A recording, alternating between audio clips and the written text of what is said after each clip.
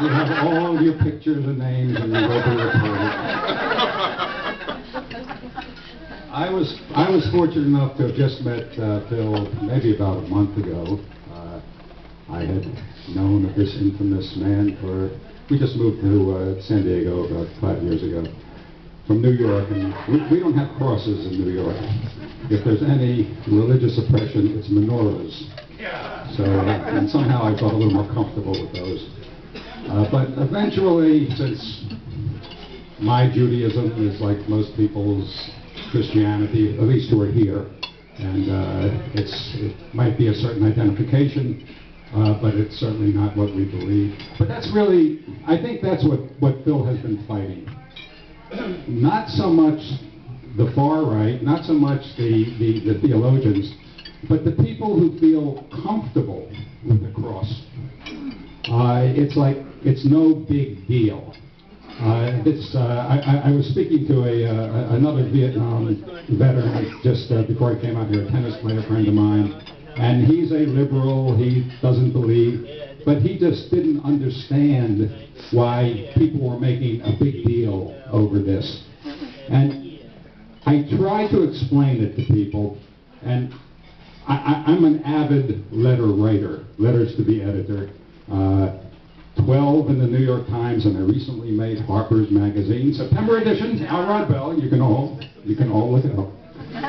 But I started to write a letter to the UT. It'll take a few minutes if Jeff will allow it. How much? Oh, I don't know, 5 to 6 minutes at longest. Go ahead. Thank you. Okay, let me just say how I started. Started by it was the article that most of you read, I presume, that for the first time Phil was presented as a human being. But still, it was atheist Phil Paulson. That's how he's known to the readers of the UT. According to the storyline of articles and editorials over 17 long years of the saga, he's a man consumed with one goal, destroying the cross on Mount Soledad.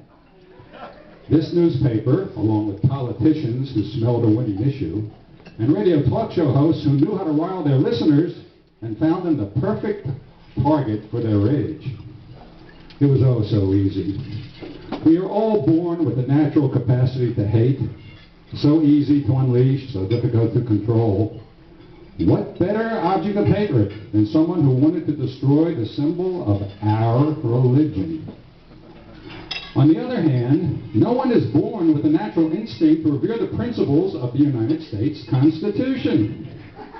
In fact, the document was necessary because it counters human nature. It prohibits the natural desire to punish those who think differently. It prevents the realization of a natural wish for a common belief system that can be revered by all. The Union Tribune article notes in passing that Paulson is a Vietnam War veteran. Actually, is a two-tour combat veteran of that war who, while avoiding injury himself, saw many of his buddies killed in action. Some of these men were Christians, Jews, some with no religious beliefs, but they all shared a common trait: the courage to put their lives on the line to defend their country. Phil Paulson did not end his service to his country when he left the military. For him, that simple oath to preserve and defend the Constitution of the United States of America was taken as a lifetime commitment. It took the form of his lonely quest to ensure that the simple words of that document, Congress shall make no law respecting an establishment of religion or prohibiting the free exercise thereof, remain in force. The cross on Mount Soledad is in defiance of this first sentence of the First Amendment. Not just according to Phil, but confirmed by 44 federal judges of all religious backgrounds, all political parties, who agreed that his position is supported by the Constitution of this state and of this country. But you know, that misses the more important meaning of this long legal drama.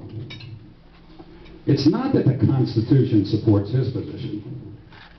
Rather, it is his position, his taking this unpopular stand, that has supported and given substance to the words of these founding documents.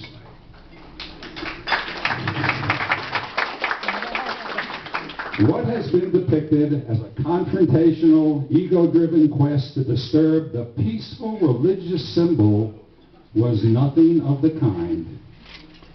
It was a necessary reminder of exactly what this country is, what its roots are, and why it was founded. It is an affirmation of principles so deep that they are all but forgotten until brought to life in support of an unpopular action, such as removal of a religious symbol from public land. We don't know how long Phil is going to be with us or how long any of us are going to be around.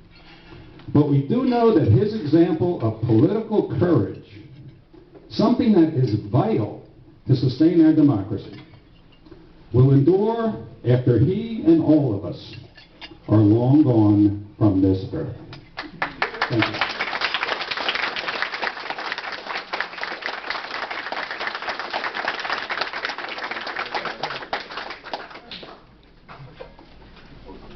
Next, we have Bobby Turcott. She's the president of the Secular Coalition.